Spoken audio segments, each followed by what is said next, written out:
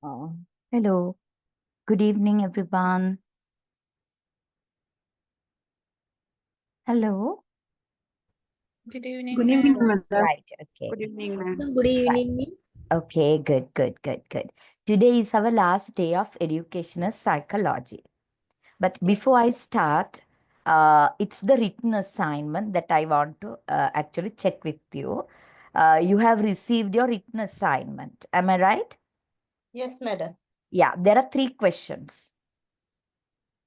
Yes. Yes, Yeah. Are you ma'am. comfortable with doing all the 3?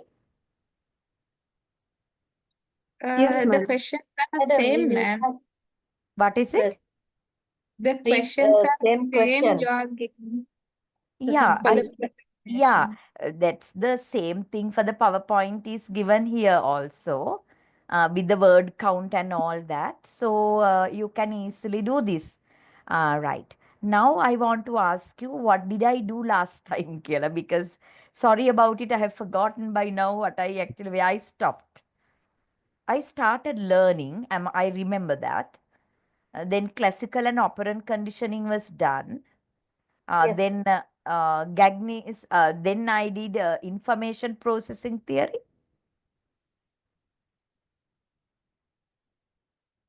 Did I do Gagne's information processing theory? No. What did I do last? Can you tell me kindly? One of you?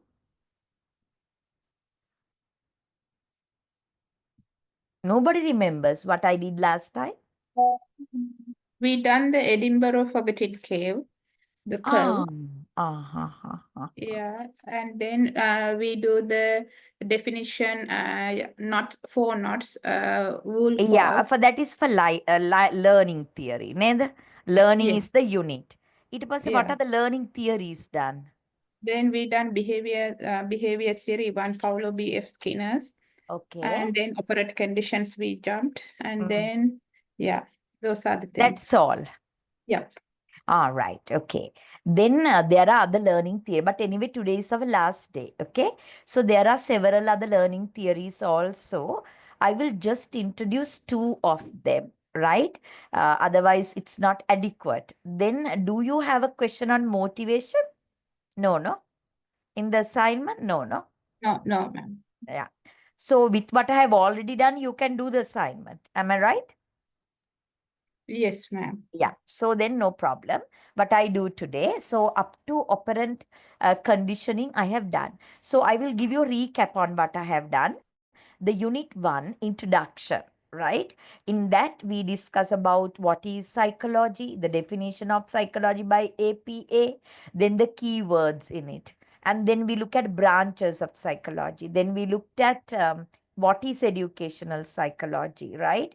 And then we discuss the 4 main schools of thoughts in educational in psychology as behaviorism, psychoanalysis, cognitive, and humanistic. And then what is scope of educational psychology? That is what we discuss on the first day. And then second day, we actually started um, lifespan development.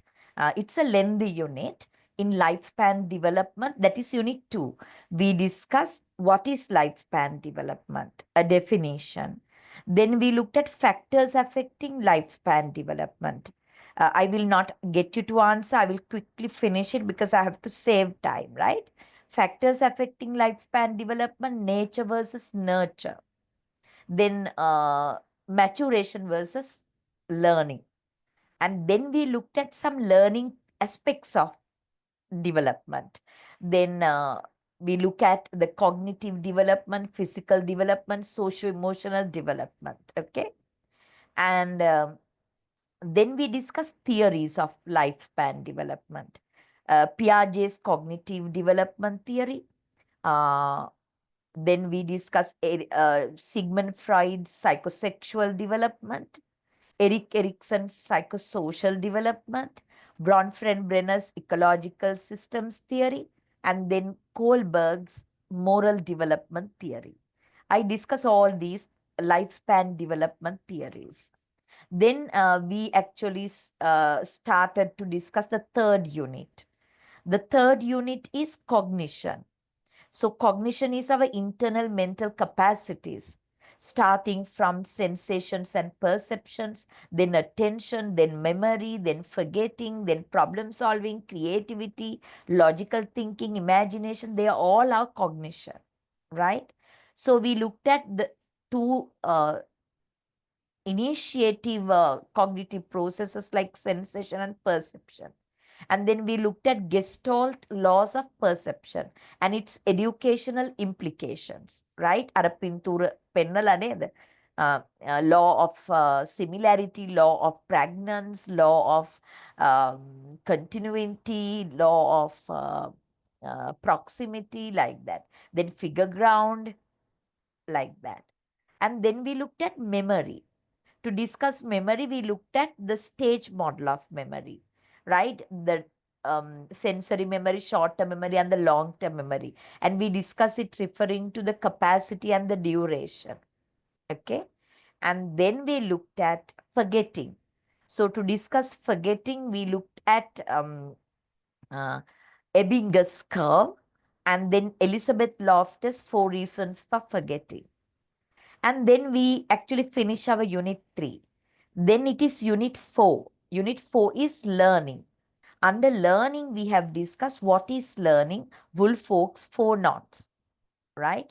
And then behavioral learning theories, classical conditioning, and operant conditioning.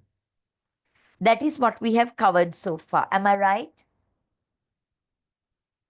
Yes, Yes, madam. ma'am. Right, okay. Then I gave you a recap because after some time, maybe that you actually have not um, uh, uh, kind of remember everything. Now I actually gave a recap. I will be giving you all the lecture notes today in the group as well, okay? And we'll be sending it before I wind up to the coordinator as well. So as it's the last day, so you have to get ready for your exam. I have given you some sample questions also, right? A question bank, am I right? Yes, ma'am. Yeah, so they are very helpful for you. So do your part, then it is nothing, okay? Okay, So I'm madam. getting, sorry? Okay, madam. Thank you. Yeah. So then now I'm showing you the assignment on screen for a while. Then we have a look at it and then you can do your assignment to the best of your ability because you can read literature, you can read available books, ebooks and all that, and you can develop your own answer. Uh, it carries a weightage. No? Did we see Maslow? Uh, Maslow, I have not done then, no? Do you have a question on Maslow? That's why I'm asking. Now here, question 1, you can see stage model of memory and its implications for classroom teaching. We have discussed it. You can listen to that recording, right? Gestalt laws of perception and the educational implications. Yes, we have actually done that, okay? So task 2, can you see this assignment I'm sharing? Yes, Right. madam.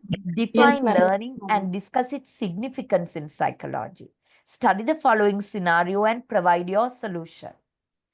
So you can actually refer to the learning theories that you have learned and then your own answer, okay?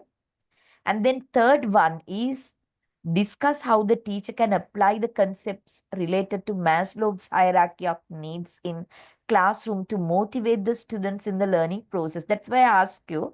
This part I have not done, so I'm going to do it today. Okay? Maslow's motivation as one of the theories, units. So this part I have not done. Okay?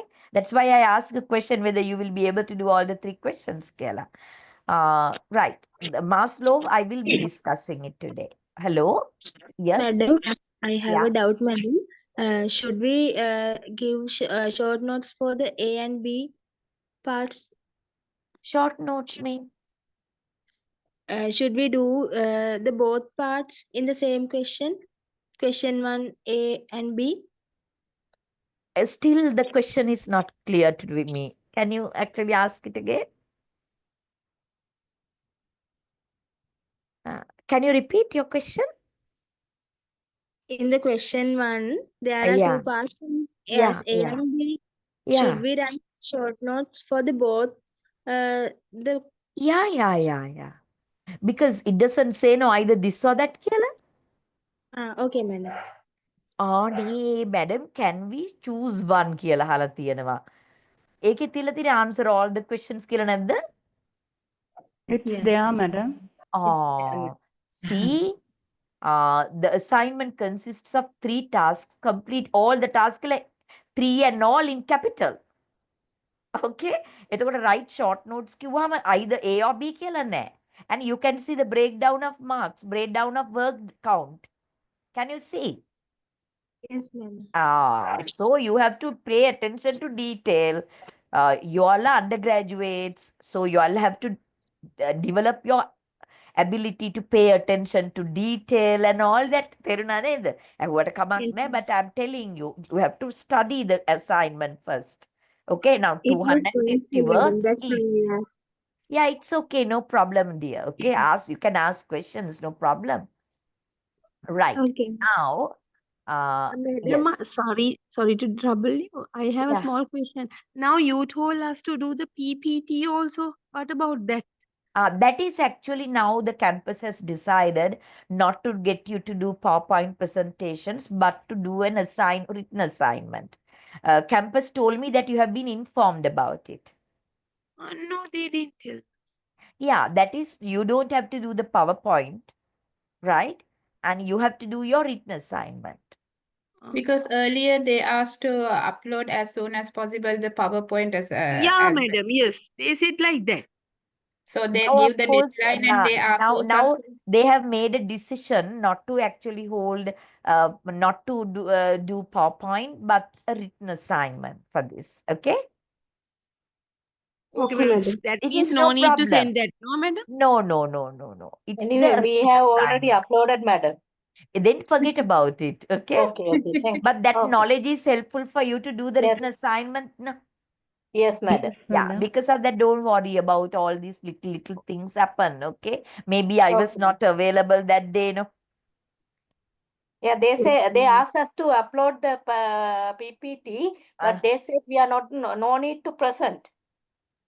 Yeah, That And is it. also they the inform us like that. Yes, mark system madam. also different, madam. The PPT presentation slides, na, for that 40 marks, and for the written assignment, 60 marks, I guess. So then you have to then upload it, no?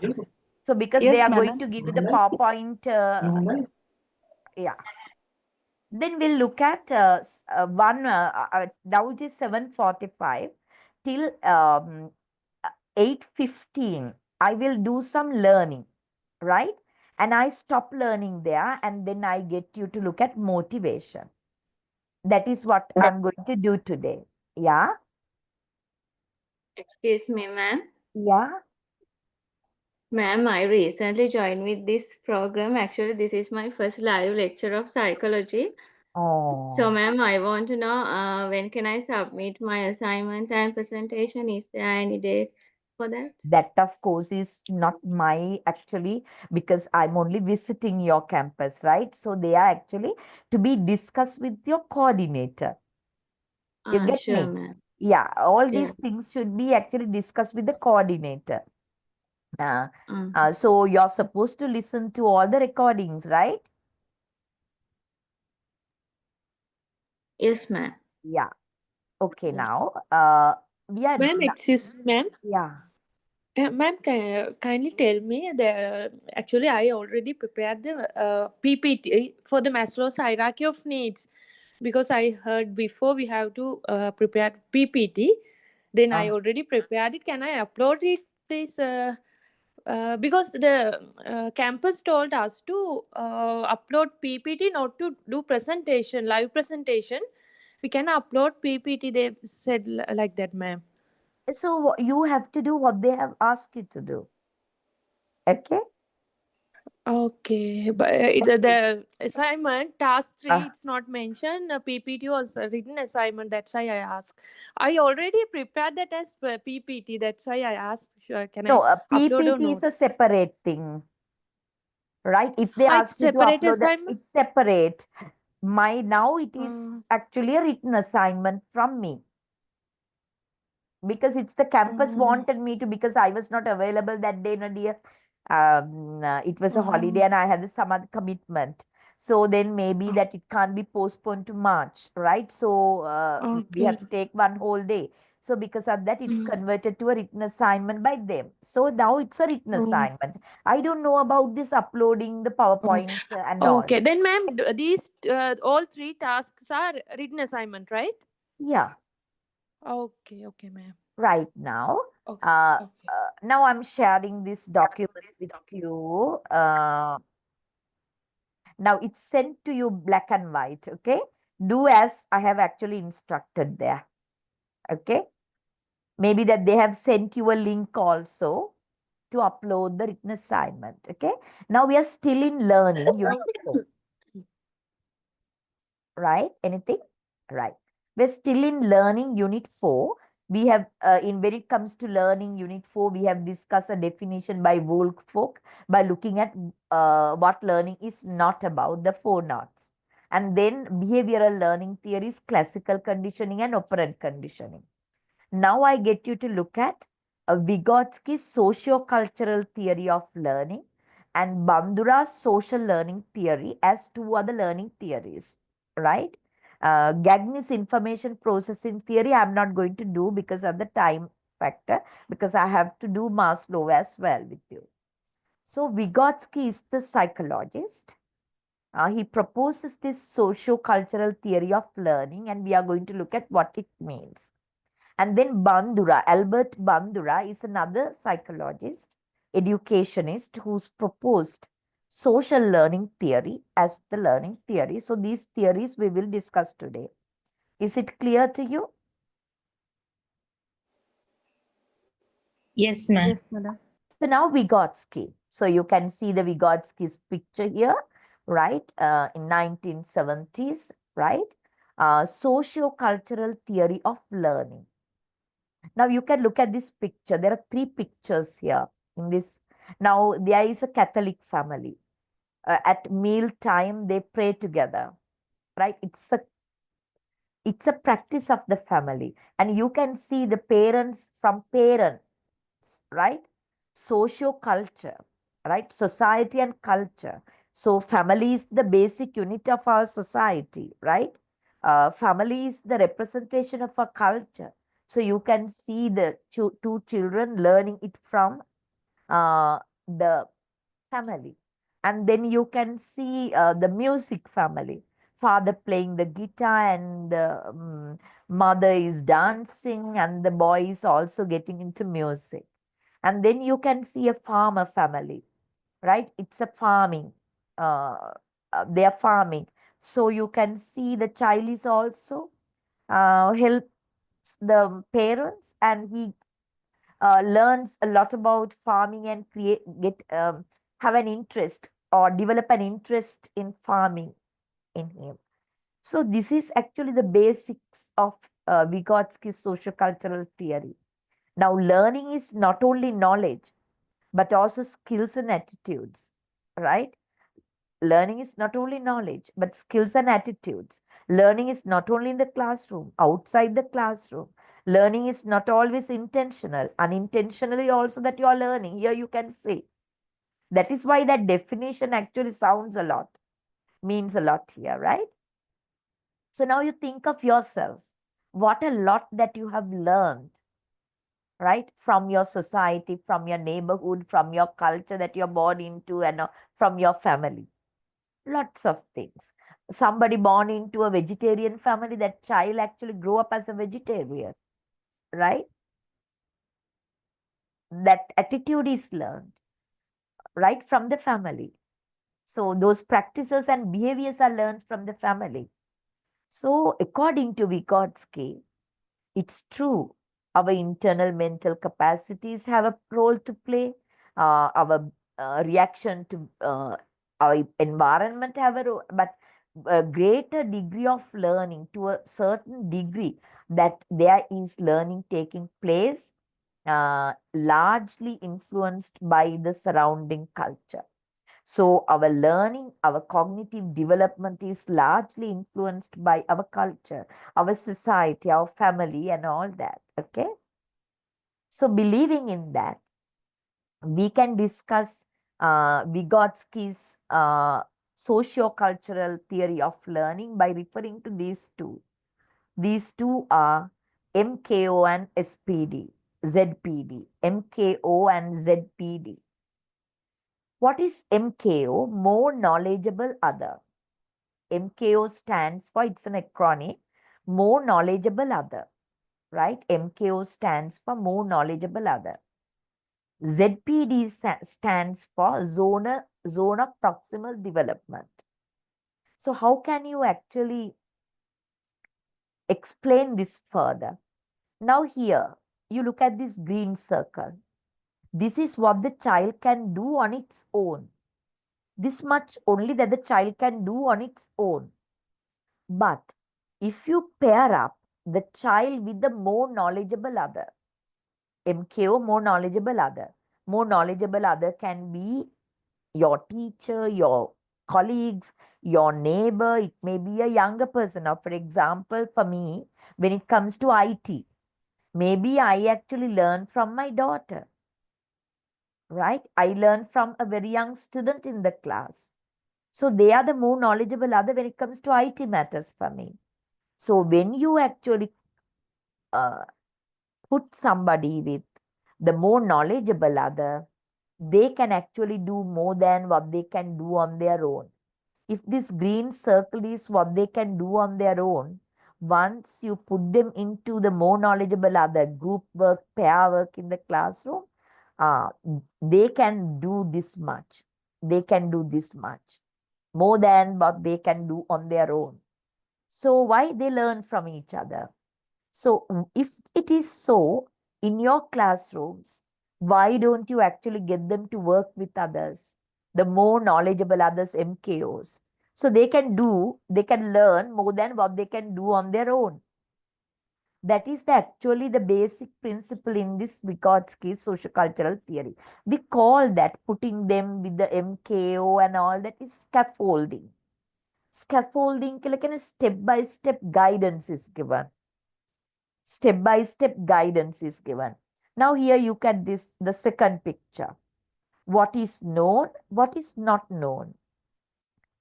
The zone of proximal development.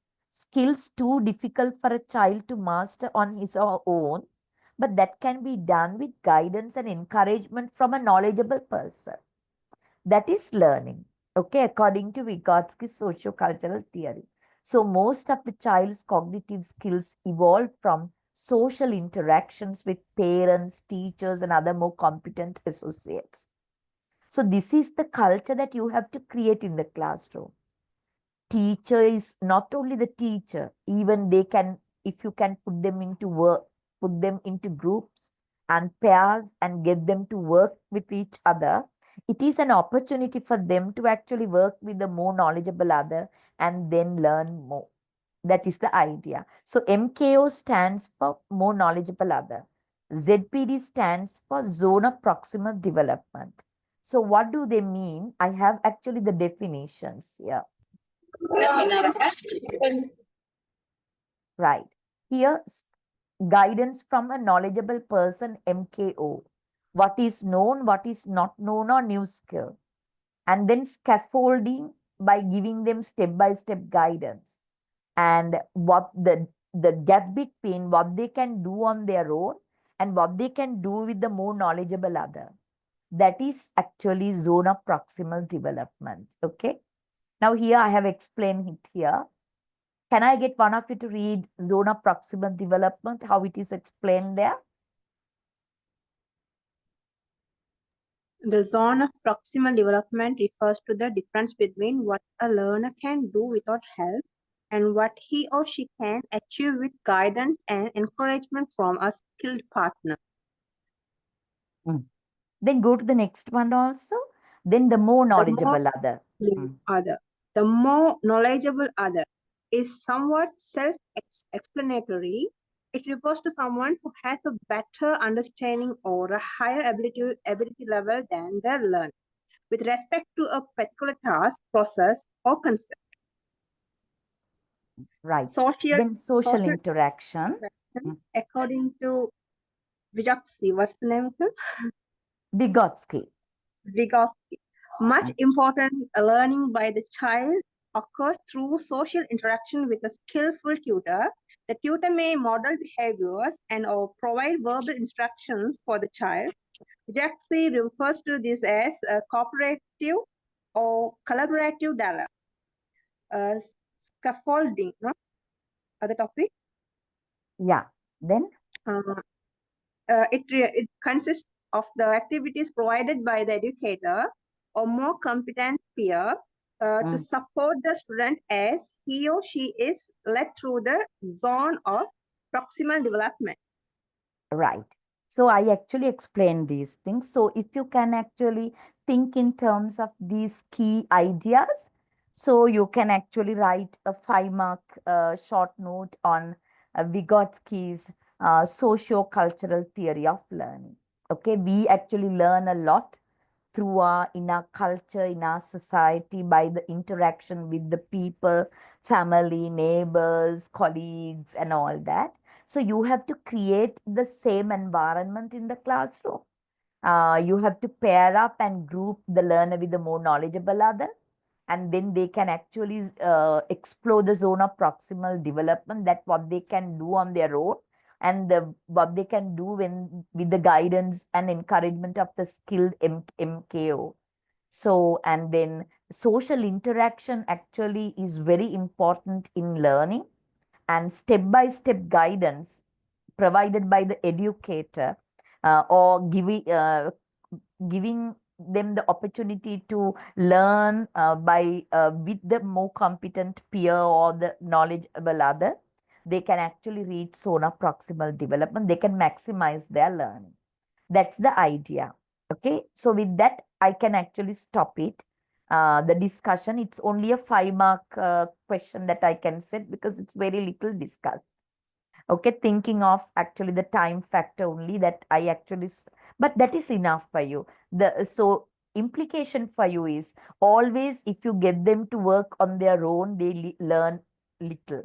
But if you can actually give them opportunities to work with more knowledgeable other, that doesn't have to be always the teacher, right? Sometimes, as I told you, for me, my daughter can be the more knowledgeable other with ICT matters, right? So you can actually pair them up, group them, and then give them the opportunity to work with each other and interact, and then maximize learning, exploring the zone of proximal development. So that is actually the teacher scaffolding the learning. Step-by-step guidance is given, right? And they can actually learn on their own. Kira thamai kiyanne. Okay. So with that, we will come to the next learning theory. It's Bandura's social learning theory. Bandura's social learning theory. Okay? Okay, Okay, madam. madam. Right. So Bandura's social learning theory, if you take, give me a second.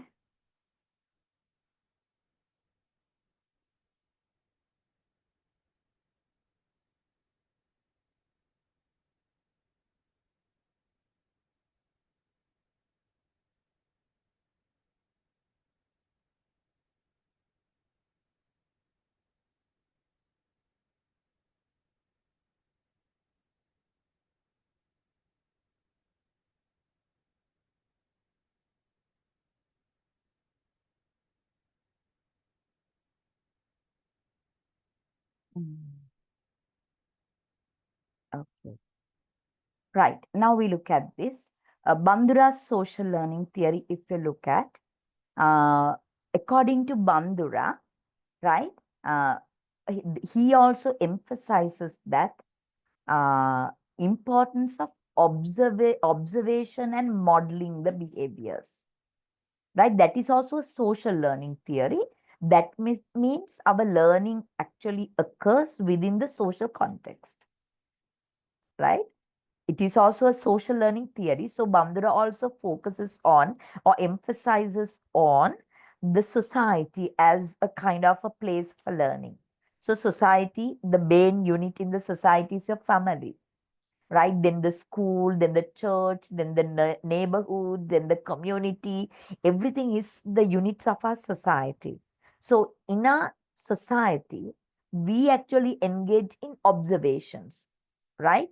We observe, and then we actually, for us to observe, there should be models, right? We observe models, and then we actually learn a greater degree of our learning.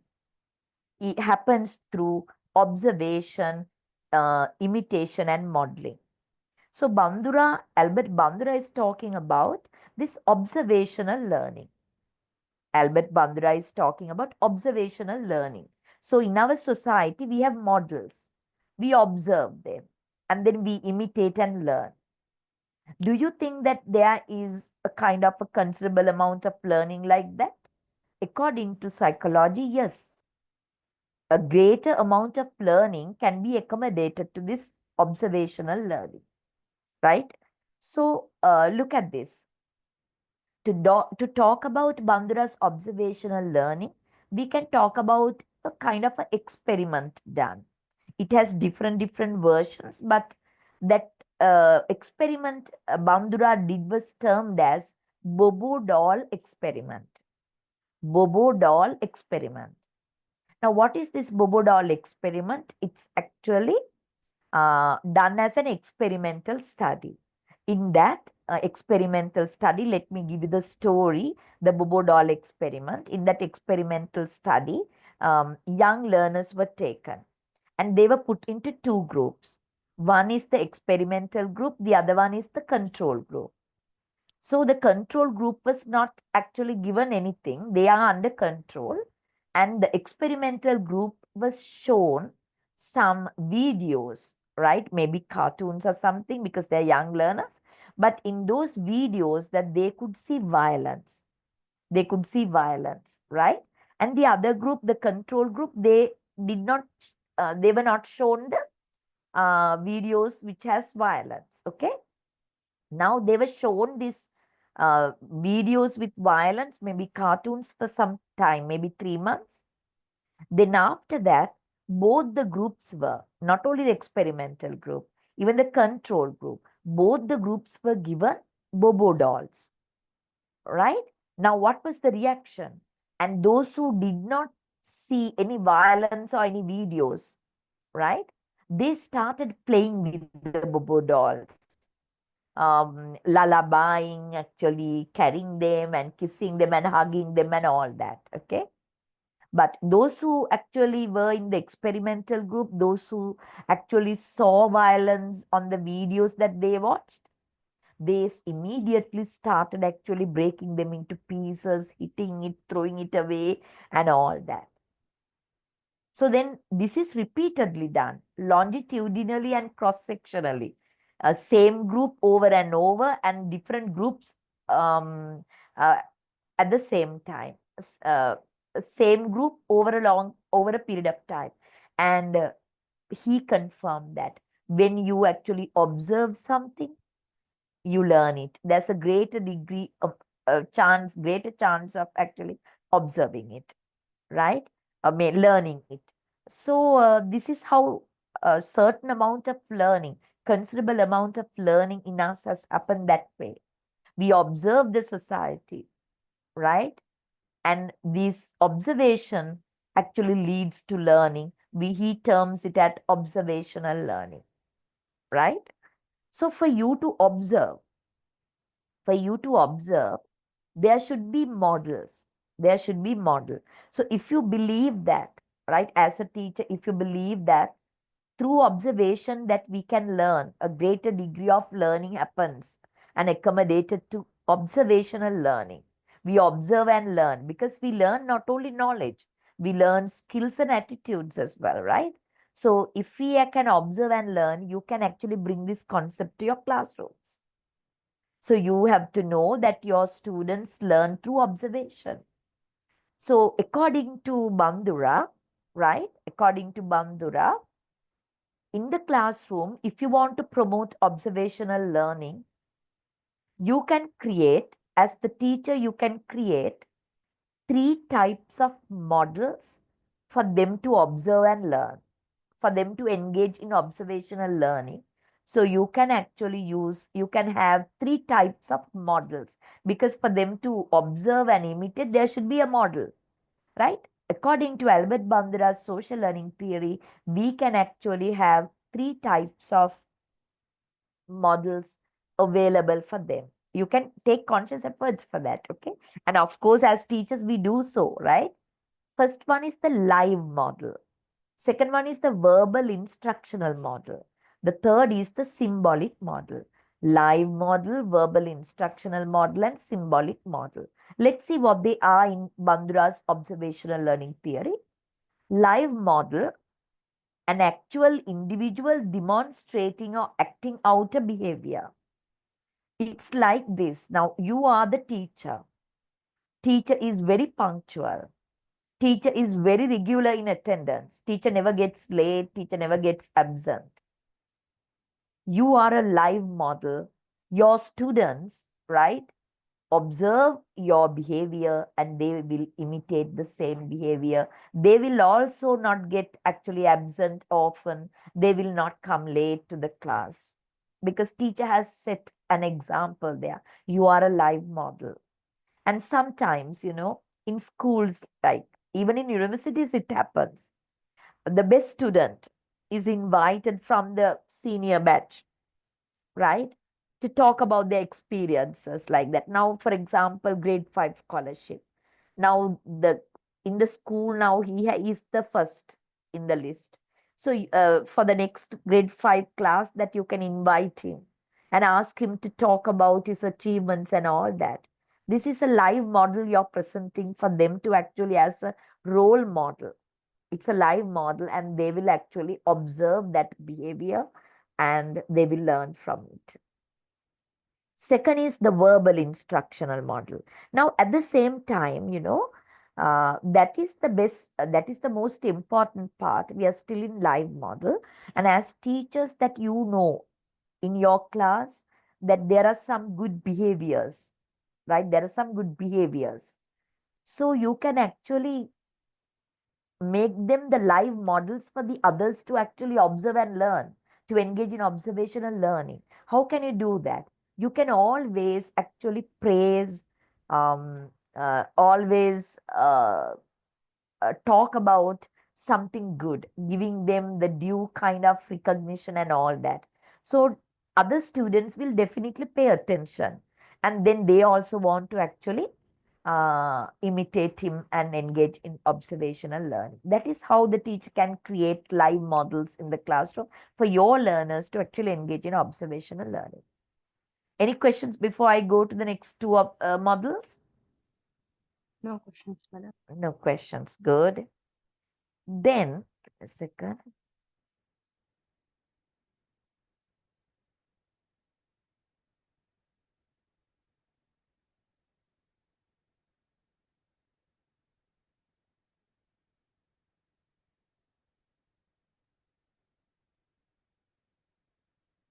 Okay. Then we go to a verbal instructional model. If you take the verbal instructional model, right, teacher describes, explains good behaviors. Now, this happens in the school, right? Sometimes each and every class teacher, the first period, 5 minutes are taken to talk about how they should behave, how they should actually be kind, what they should do, and how they should work hard and all that. Teachers actually give them a lot of advices and all that. That is actually verbal instructional model. Okay. And it happens in schools, right? Some assembly. And long time back, I worked for St. Peter's College. St. Peter's College, I was the grade 9 class teacher. So first period is given to the class teacher, right? And then the class teacher takes 5 minutes and talk about good things, what is expected behavior, giving a lot of advices and all that. That is verbal instructional model. Okay. And the third is the symbolic model, right? Symbolic model, which involves real or fictional characters displaying behaviors in books, films, television programs, or online media, right? For example, you want to actually get them to be brave, right? Bravery, right? So you can actually tell them, right? You have to be brave, you have to face challenges and all that. It's verbal instructional model. But at the same time, you talk about Madhuma Bandara. Mama මැරෙන හැටි පෙන්නන්නම් බිය වෙන්න එපා in the history class. If you talk about like that, it is from our history, it is symbolic model. And if you take Mother Teresa, right? If you take Mahatma Gandhi and talk about Mahatma Gandhi, about non-violence, Mother Teresa being kindness and helping the needy. So they are symbolic models. And if you ask your students, they will talk about cartoon characters, right? And in our time, we actually was, when we were young, Robin Hood, right? Marion and the Robin Hood story. So the Robin Hood's character, actually, there is a moral in it. So they are symbolic models. They are symbolic models, okay? Always taking the side of the poor and the needy. Symbolic model, right? So a live model, a verbal instructional model, and a symbolic model. So it's the teacher's responsibility that you make sure that your class, your school, your environment has these models and you get them to pay attention to these models. Okay, so the three types of models for them to engage in observational learning according to Bandura are a live model, a verbal instructional model, and a symbolic model. Then we go to another part of Albert Bandura's social learning theory. Just because that something is actually available as a model, it doesn't mean that it will be transformed into learning, right? Just because that there is a live model available, everyone will not learn that attitude or the skill or the knowledge, right? There are 4 steps. There are 4 stages. There are 4 processes involved in observational learning. So as the teacher, you should know. Now, just because that one student is, they are very hardworking, always get good marks and not wasting time and doing homework, being regular and very good. That is actually a model. But it doesn't mean that all the 40 students in the class is going to be like him. Why? That learning, according to Albert Bandura, has to go through 4 phases. So as a teacher, your responsibility is to get them to go through these 4 phases. Then only that they will learn the good behaviors that they can see through observational learning. Okay, so what are these 4 phases or the stages? Attention, retention, reproduction, and motivation. If those 4 are not there, just because that some models are available, that will not actually be learned by your students. For example, if you take verbal instructional model, every day in the morning that you talk about something, but still that everyone has not learned it, right? Why? It has to go through 4 phases. Then only it is learned by the others through observation. So what are those four phases? Attention, retention, yeah, reproduction, and and motivation. motivation. So I'll give you an example. Now there is a good behavior that you want them to observe and learn. So in your class, you have a student who actually studies, work hard, comes to school regularly, and very neat handwriting, does all homework. It's a live model. So it's teachers' duty to get the others to pay attention to this live model. How can you do that? ළමයි බලන්න මෙයා දිහා මෙයා හරි හොඳයි කියලා නෙමෙයි. That is also one way, but it's not the only way. You can actually recognize him. You can give him stars, you can give him badges, you can talk good about him to him in front of others and all that. Then others can't help but pay attention to this live model. Okay, that's the first stage. If attention is not paid, it will not be learned, right? It's teacher's duty to get them to pay attention, right? Then second step process is retention. Now, you know, once in a blue moon, you say, Kavin, that you are very good, your class was, you have scored well, you work very hard, and then forgotten. Your students also will forget that though they have paid attention. So for retention, you have to actually continue to actually get them to pay attention continuously. Now, weekly basis, daily basis, that you actually recognize him, give him stars, get him front of class, like that. Then they will remember this good behavior that they should learn, right? And then the reproduction. And just because that they remember, right? They have paid attention, now they actually remember that. It doesn't mean, it doesn't guarantee that they will learn the same. Why? They should have the capacity to reproduce it. They should have the capacity to reproduce it. I will tell you. Now, there's a boy who comes to school every day early and does homework every day on basis. But there can be another student in the class, mother is abroad, right? And father is a drunkard, and he has no peace to do homework. He has no way of coming to school every day. He has no capacity to reproduce the good behavior that you got them to pay attention and retain the same. So if there is the capacity for them to reproduce, now they will reproduce it.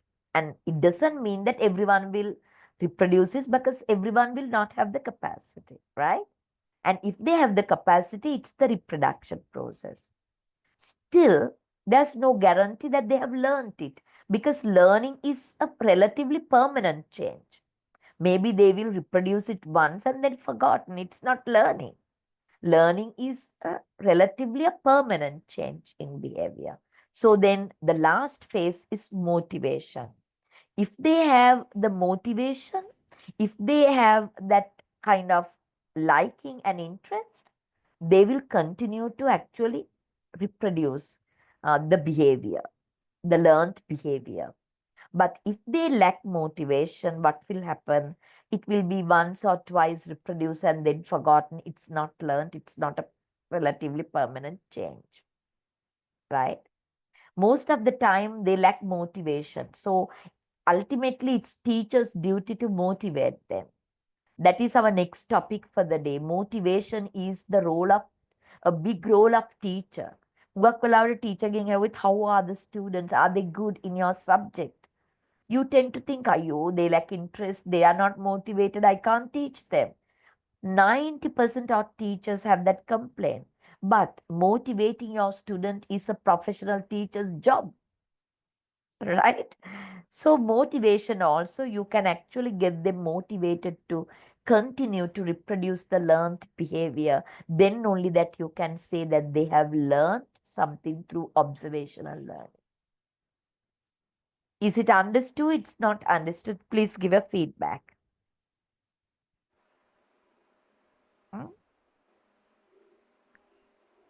Please give me your feedback. Understood or not understood? Understood, madam. Others, please Understood, madam. Yes, respond. we Okay, understood. very good. So, after summary of Albert Bandura's social learning theory, according to Albert Bandura, a great amount of learning happens in the society, right? It's learning happens in the social context, right? A considerable amount of learning happens in the social context. So the basic unit is the family, the school, the neighborhood, everything is our society. How does learning happen according to Albert Bandura? Through observation. And he refers to it as observational learning, right?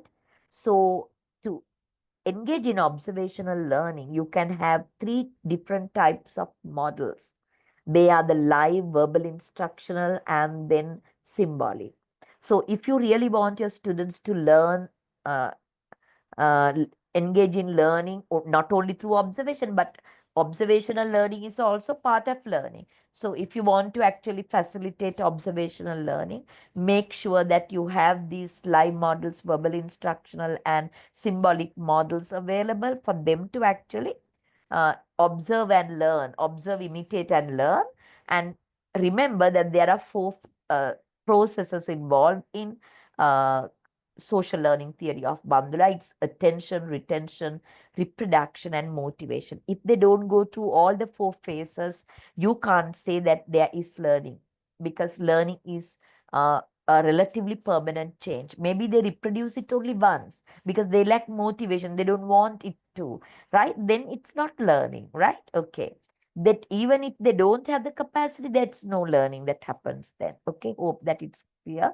So you can think of actually using these concepts in the classroom to facilitate learning. So I want to tell you, so what kind of a teacher are you? What are your kind of beliefs about learning?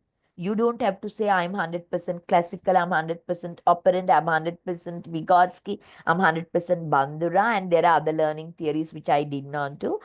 You don't have to say. You are eclectic, ECLECTIC. That means you draw some elements from one theory, another theory, and another theory, and you actually go blended, which is in a very appropriate manner, not like a soup, right?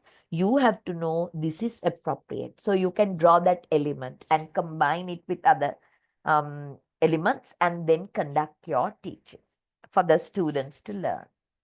With that, I think that I can stop. I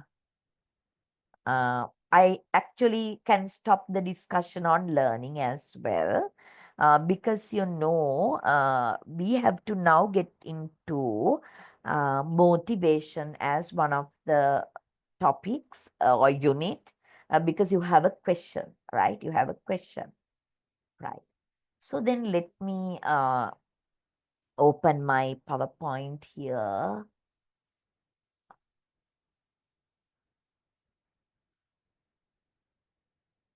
Mm.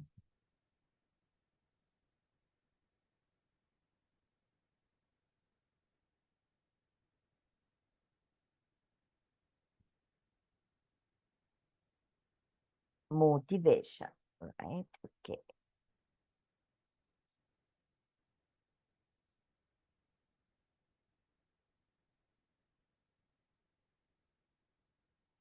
right. So you can take topic 5 as motivation. Have I shared it? Yes, madam. Now I have shared it. So this is unit 5. So we have completed our unit 4 learning. In learning, we discuss what is learning by Woolfolk's Knots, and then classical conditioning, operant conditioning, Vygotsky's socio-cultural, and Bandura's social learning theory, right? Other theories I did not do. So now it is motivation, right? Now it is motivation. This is unit 5. You can take it as unit 5, motivation. If I ask you, what is motivation? How can you actually explain it? What is motivation? How can you explain it? Hmm? We can encourage somebody. We can encourage somebody. What about yourself? Eh? Are you highly motivated? Not Madam, really. the internal Yeah, we also need motivation, right? So it's not only others. So as a teacher that you want to actually get them to, you create a need in them. Am I right? Yes, ma'am. Yeah, something like that. Actually speaking, this word is not new, motivation. But I will tell you, as a teacher, you don't have to think your role is go in front of class, explain the science and maths and English that you know. It is obsolete role of the teacher. Actually, you're not necessary there. You can go to YouTube, they can go to internet, they can go for tuition, and they can learn a lot about what you teach them as subject matter. But your role as a teacher goes beyond that. You have to actually get them to motivated, right, to learn. That cannot be done by the YouTube or anything. right? It's the role of the teacher, right? And get them to pay attention, get them to, their role of teachers, right? Get them to be good, right? They get them to be confident. They are the role of the teacher now. uh, i- Imparting subject knowledge is a very small part of teaching. It doesn't mean that you don't have to teach, you have to, but it's not the only thing that you're supposed to do, right? So, encouraging, motivating your students to learn is a big role played by the professional teacher, right? It goes a long way. It goes a long way. To tell you the truth, throughout my, I'm sharing my experience and I'm not mentioning any other names. I can say no harm. Throughout my schooling, I hardly got any kind of encouragement. Now only I feel like, it's always actually putting us down, getting us to think that we are now good. That is my entire schooling was about, right? But I want to tell you, when I got into university, my professors were actually, they recognized me. They showed me what I can do and all that. And at the same time, when I joined as a teacher, my first appointment to Kaluthara Holy Family Convent, my own school, the principal, Reverend Sister Theodora Hettiara, now she's dead and gone. Her last days, of course, she was in Rajagiriya, so it's close by for me. Now I'm in Kalutara, but those is in Rajagiriya, right? And then I could visit her, and she was very happy about, she was very proud of her production. I'm a production of her, right? Why? She actually encouraged me, motivated me, do your higher studies, this is your capacity, showed me and made me confident. I was not very confident also. I remember very well when I was given this literature class, grade 10 and 11. I told Sister Annie, Sister, I can't do literature. I'm not that good in my literature, I told, right? I'm actually very good in my literature, but I told like because I was not confident. I didn't know. But she said, this is not the adult attitude, son, there, right? I was a very young teacher. She said, no, this is not the right attitude. I want you to do it and see, right? If you fail, I will think of another teacher. Now I have given you the responsibility. So then the motivation comes with that. Okay. So that kind of a teacher is needed. I did not have that in school, to tell you the truth, right? I remember very well. It was all actually looking down upon the students because we were not very kind of. Um, I was very light-hearted and did not take uh, education very seriously because my parents were not pushing me much. ඒගොල්ලෝ එච්චර ගණන් ගත්තේ නෑ ඒවා. අපි අවුරුදු very freely තමයි අපි වැඩ කරේ. So because of that, we were not very much into studies when I was schooling actually. The change came when I entered university only, right? So, but you can bring about that change in your child's kind of thinking. That is what is needed. That is the role that you need to play along with, right? Giving the subject matter. Teaching does not mean only giving the subject matter. Okay, that is what I wanted to tell you, right? Try to bring about that change in your learners. It will go a long way. So I remember Sister Theodore. I remember my university professors, right? Until I die, that I will be talking to people about them. So why? And you are expected to be, not because that the others will talk about you, but that is the impact, right? That is the impact. So try to be somebody like that as a teacher. Young minds, they need a lot of encouragement and motivation, right? Okay. Madam, Did we you are get that? so fortunate to have a person like you, madam. I am fortunate to You have are a Sister. resource, madam, for us. Okay, thank you very much. No, I'm telling you because teaching is not actually getting you to get the certificate, educational psychology A and this and all that. That is one aim. You want good grades, that is separate, right? Along with that, you have to actually have the correct mindset to become a very good teacher, right? That will actually bring you eternal happiness. Okay? Yes, madam. Eternal happiness. You try actually not to actually get others to talk about you, but if you can have that thinking in you, you can bring about actually a lot of, you're a catalyst then. Actually, that kind of parent like teachers, they are needed now in the kind of system Because the parents are busy making money. Children are lost. You speak to children and see, they are lost, actually speaking, because you can't put the blame on the parents also, because now, because of the economy, inflation, and social problems and all these things, right? And now there are a lot of distancing in the families, and the children are lost in the families. So you are supposed to play the role of the mother and the father in the school, right? Then only that you can be happy, right, that you are a good teacher, Kiela. Right, getting back to this then. Now, motivation. So it's a big part, it's a big role played by the teacher. You can't say now, actually, it's research. If you ask teachers, or you see, results are very bad. Why? My students are not motivated. They lack interest. Nobody can teach them. They are not interested. That is what the teachers have got to say. But don't say that, because it's your role to get them to be motivated, right? To this extent or that extent. It's your role, it's your responsibility. You can't put the blame on the students, because normally the young learners are not intrinsically motivated. We are discussing that.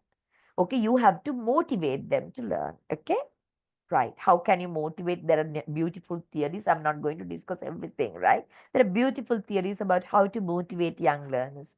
Please read them when you have time, not for exam purpose, because exam purpose I will be setting questions on what I discuss only. But if you actually want to motivate your students, literature says, literature means now, available literature, can we read literature? It says 30 to 40% of teaching is already done, Kela. Not a single teaching is done, but 30 to 40% of learning has happened. Why? They take interest, they start thinking, they start searching, right, about the subject matter. And better learning, it will lead to better learning, because they become actually self-learners, because you motivated them, right? That is it. So you can do a lot of things when you actually have a plan to motivate your students. If you have not thought about it, they don't learn how to actually motivate them. Start thinking about it. Okay, right. Teach, inspire, and motivate. Okay, now I will take you I will not discuss these as it is. I will get to the summary of what motivation is, right? As you all said, motivation is actually something to do with our fulfillment of needs. Motivation is something to do with our fulfillment of needs. Am I right? We have a need, so we want to fulfill it. So if we want to fulfill our need, we have a motivation in us. Am I right? Yes, ma'am. Yes, madam. Yeah, but it is not simple as that. It is not as simple as that. Why do I say like that? Now, if you actually take human beings, we have millions or billions of needs. There's no end to it. Am I right? Always we have lots of needs in us. Does it mean that we are highly motivated like that to fulfill all these needs? No. Then though actually needs and motivation has a connection, they too have a connection, but needs are basic, right? If the needs are transformed, if the needs are if the needs are consistent, one word, what is it? The needs are consistent. If the needs gives you goal, if the need gives you goal, if the need is consistent, if the need actually change your behavior, it is transformed into a motivation. I repeat, right? Now, this is what all these definitions tell, right, about motivation. Now, you can see uh, internal process arising from a felt need and operates through sustained actions towards fulfilling the need. Here, second one, direction of the individual behavior, persistence of such behavior, and the goal of such behavior, right? Internal state or condition, the desire for the fulfillment of need, and it will activate or energize your behavior and give it direction. So in simple words, I can tell you motivation and needs. Motivation in narrower term. Motivation in narrower term is our desire for the fulfillment of a need in the narrowest sense. Motivation is our desire for the fulfillment of a need in us. But it cannot be actually a scientific definition. Why? Then we have lots of needs, but we lack motivation. That is the reality. If needs are our motivation, we would be highly motivated then. But that has not happened. Then what is this connection about needs and motivation? Need in us is the kind of beginning of motivation, right? The need in us, the need to fulfill, the desire in us to fulfill our need is the beginning of motivation. But that desire we have to fulfill our need has to have characteristics. It has to be persistent. It has to be sustained. It has to give you goals and it should direct your behavior. Then only you can say that need fulfillment is transformed into a motivation. I will repeat now. Motivation begins with our desire to fulfill a need in us. That is the beginning. But that need fulfillment, the desire for need fulfillment has to have characteristics. That desire for the need fulfillment has to be consistent in you. And it has to be sustained. It has to give you goals and aims. And it has to direct your behavior. If all these four elements are there in the desire for need fulfillment, you can say that need is transformed into a motivation. Now I will give you an example from yourself, right? Referring to you. Now you have a desire to become a qualified teacher. You have a desire to fulfill your need to become a qualified teacher. Am I right? Yes. Yes, ma'am. Yes, madam. Because of that, it is persistent in you. ඒ කියන්නේ එක දවසක් තිබුණා අනිත් දවසේ නැතුව ගියේ නැහැ. Now maybe when you started, your class has had more students. There are dropouts. What was the reason? They had the desire to fulfill the need to become professionals, but it was not consistent in them. මොනවා හරි challenge එකක් ආපු ගමන් you give up. You get married, you give up. Right? You have a school workload, you give up. Right? You want to get married, you give up. It is not consistent and sustained. Then it is not motivation. But if you have that need in you and you have a desire to fulfill it, and if it is continuous, it can consistent, can දිගටම පවත්වගෙන යනවා. Sustained, can දිගටම පවත්වගෙන යනවා නම් whatever happens, you might get married, you might fall sick, you might actually face financial difficulties, you might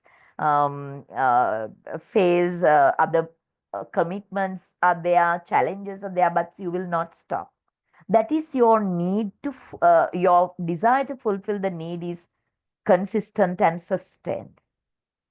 Right? And then it has given you goals. That is, and it has directed your behavior.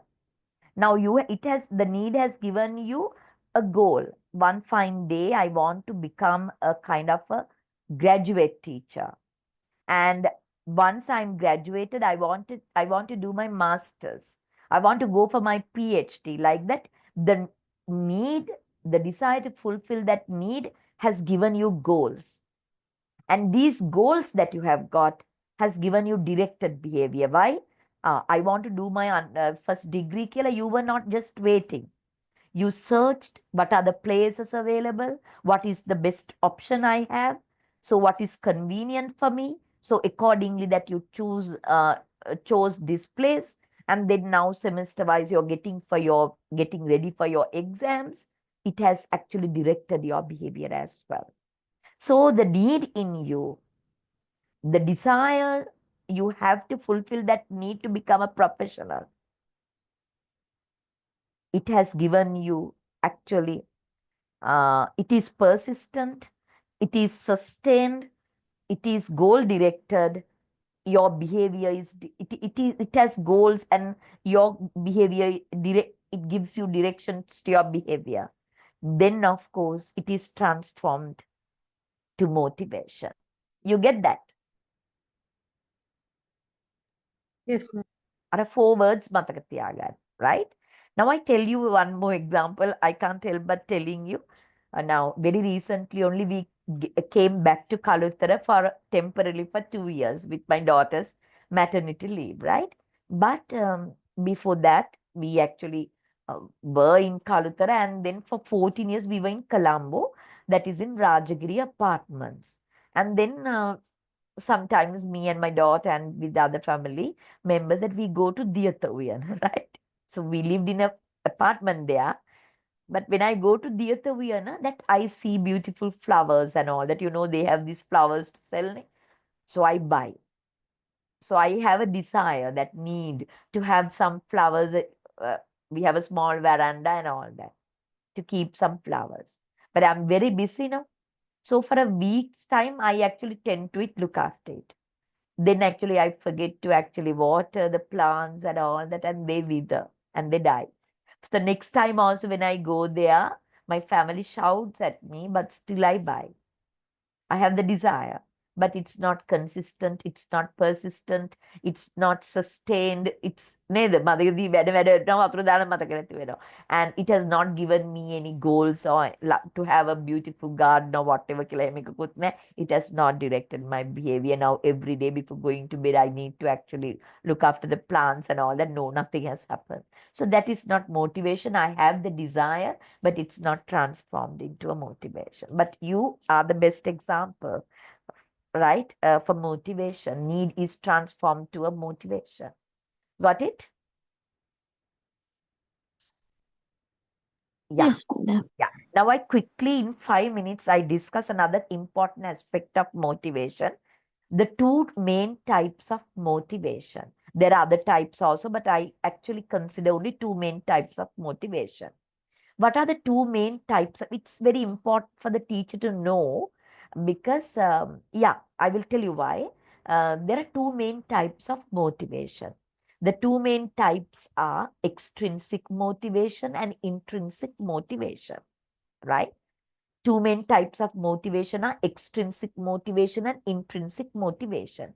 Now, you have a big role to play to motivate your students as the teacher. So you have to know there are 2 types.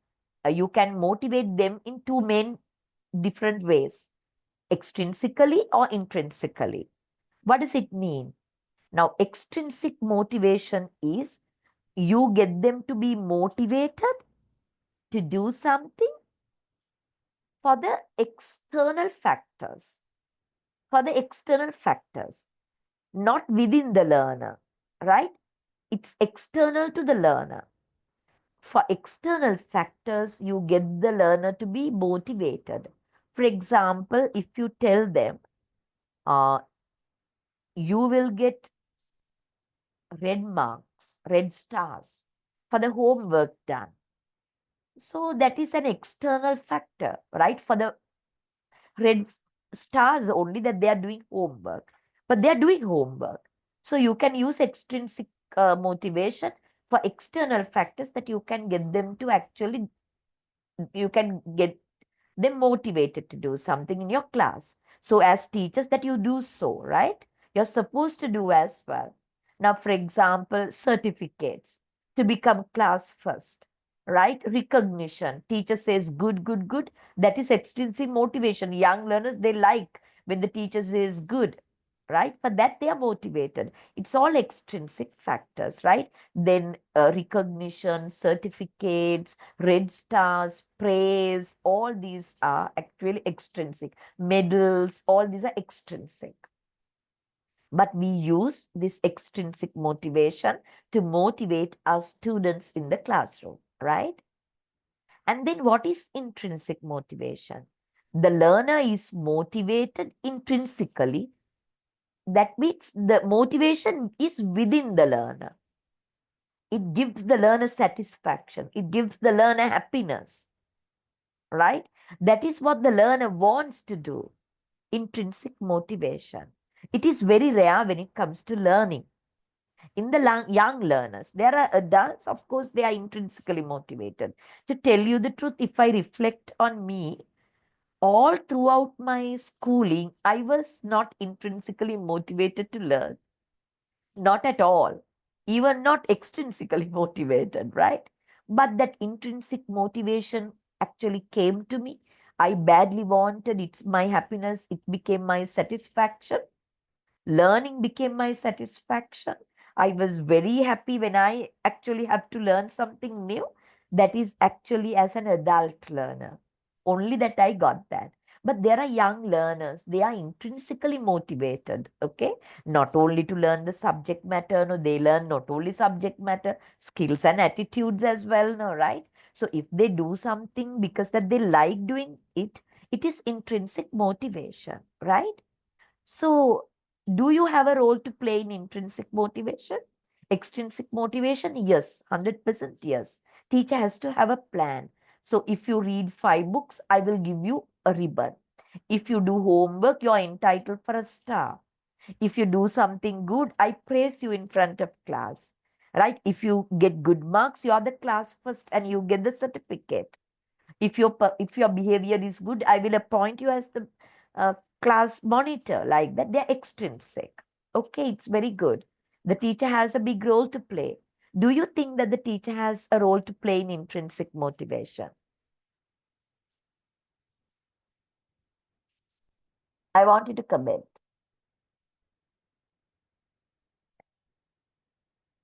Hello. Yes, madam. Yeah, can you explain how? To have a Yeah, motivation within a child also, help is needed from a teacher, madam. how can you help? Encourage. A teacher can encourage the students. No, actually speaking, yours, I know you have it in you, but it's not properly communicated to us. But anyway, it's like this, right? Nothing experience. They will not be intrinsically motivated. Once the teacher provides that experience, it will lead to kind of one fine day, it will actually lead to intrinsic motivation. Now, for example, now when I was actually shown this is what you can do, when they praise me for what I did and all that, now today also you all praise me, right?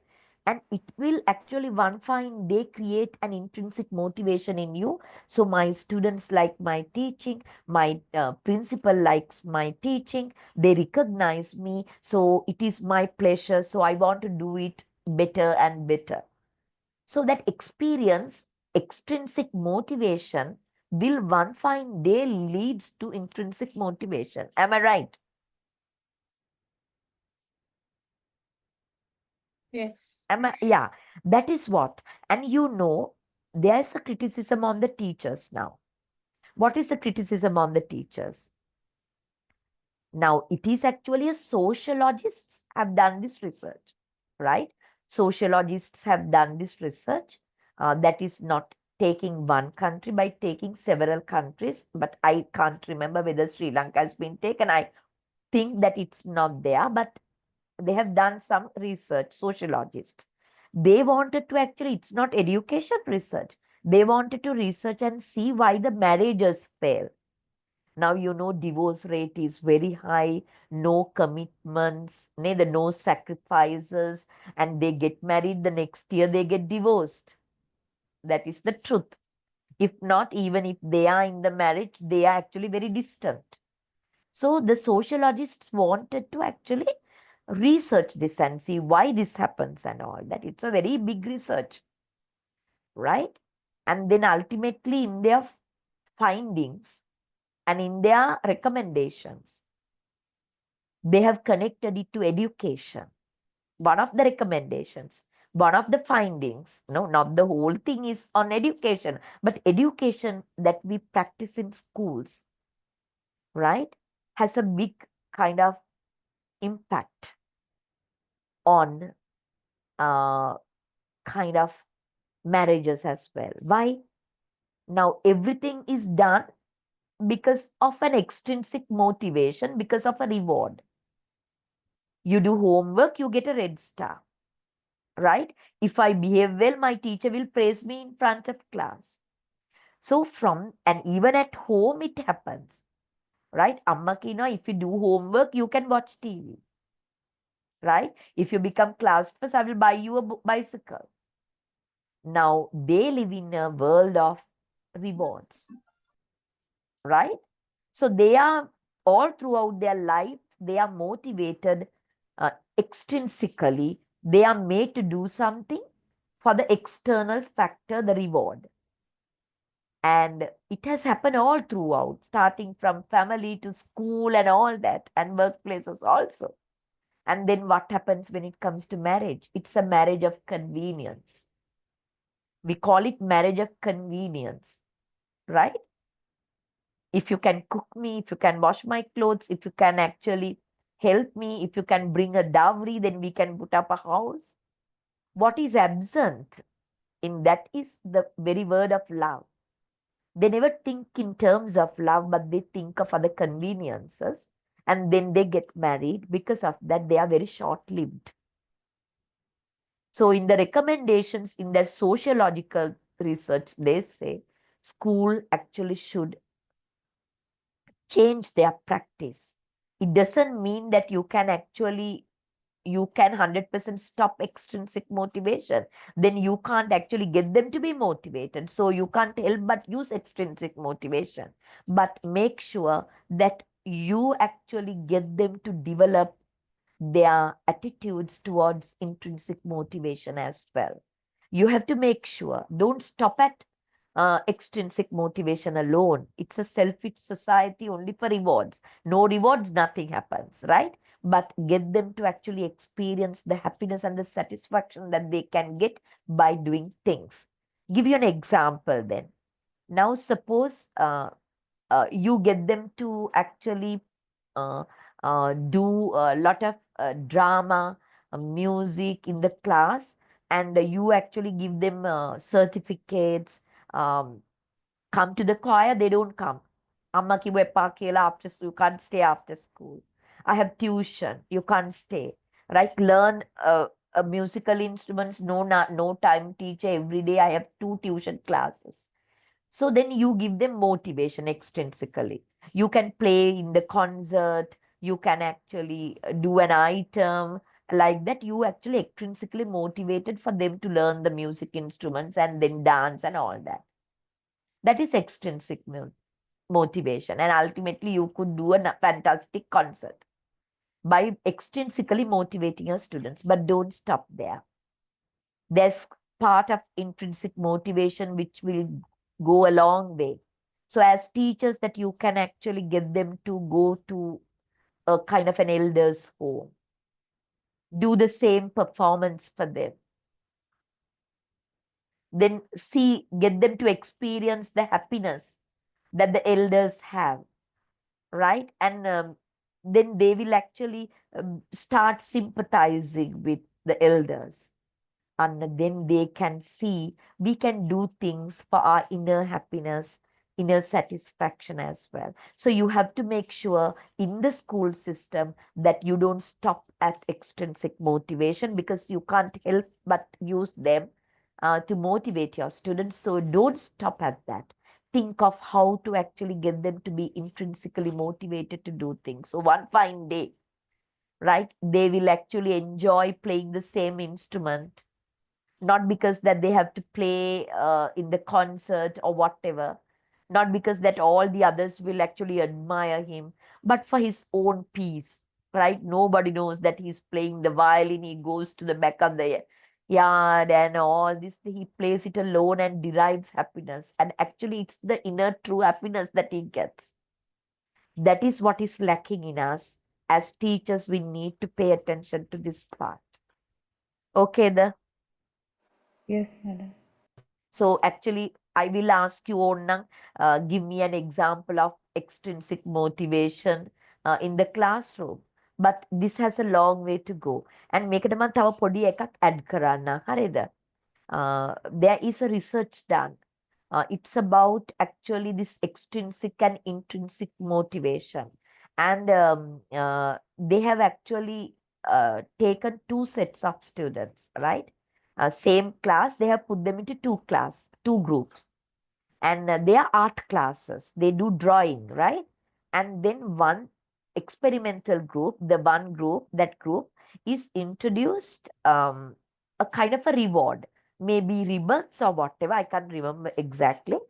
They are introduced a reward for each drawing that they do, they get that reward. But the control group, they continue to actually do their drawing in the normal, usual way, right? And they are not aware of the reward. They are not entitled for a reward. They don't know. And after 3 months, they wanted to look at the drawings of both the students, what they have done during the 3 months. If you look at the experimental group where they were entitled for a ribbon or whatever the reward, gradually the quality was very low. Why? They are doing it to get the reward. So they finish it quickly and get the reward. Then do another one, get the reward mechanically. But the control group, they didn't know about a reward. They have less numbers of drawing, but their quality, the fine tune, the improvement, everything is there. As teachers, you have to be mindful. Motivation is a double-edged sword. Motivation is a double-edged sword. Right? So in the experimental group, quantity was there, quality was not there. In the control group, quality was there, though the quantity was less. So it's a kind of a double-edged sword. Don't only use extrinsic motivation. Get them to be motivated intrinsically, show them that there are things that you can do for your own happiness and satisfaction as well. So when it comes to marriage also, they will not only think of the dowry and other things, convenience, but they will think of love, right? The chemistry between the two, how happy they are with each other. They don't think any of those things, big dowry, big houses, right? She will do the housework for me, then distance, right? Got it? Yes, madam, it is Yeah. done. Yeah, good. So the last lesson of the module, okay? ආසම කෑල්ල මම ඔයගලන්ට කෙරුවේ නැහැ personality, it's too much. Otherwise, I can actually, because ultimate goal of education is the development of personality of the child. So there are several personality theories that we can discuss, which is very useful, but it's too much for you. තේරුණානේ පාඩම් කරන්නත් බෑ ඔච්චර ගොඩක් and all that. So it's not only this one subject, but later on that when you do higher studies, you will learn more. But I will actually now, this is actually just I mentioned, this get back to motivation, the third component of the unit 5 motivation, theoretical basis of motivation. So there are several motivational theories that I like a whole lot, right? But this is one of the basic theory that you all should know as teachers. So this is Maslow's hierarchy of needs. Maslow's hierarchy of needs. Maslow's theory of hierarchy of needs, right? Abraham Maslow's theory of hierarchy of needs. It is a very well-known motivational theory, right? So if you look at, now this is the original hierarchy. Later on, it is revised to 8 stages or 8 levels. But I get you to look at the original because I see the repetition and overlap in the revised one. It's revised not by Maslow. No, we will look at Maslow's original, right? According to Maslow, right? Human beings are motivated. I repeat because this is motivation. According to Maslow's, human beings are motivated to fulfill their needs. Motivation comes with the need fulfillment. That is how Maslow looks at motivation. Human beings, they actually are motivated to fulfill their needs. So needs fulfillment and motivation, they come together, right? So naturally the human beings are motivated to fulfill needs. And what are these needs that the human beings are motivated to fulfill? He put him, he put those needs into a hierarchy of needs. He placed them in a hierarchical order, in a pyramid, right? And he identifies 5 main types of needs human beings having, that they have that motivation to fulfill. And these 5 types of needs the human beings have, right? They are placed in a hierarchical order.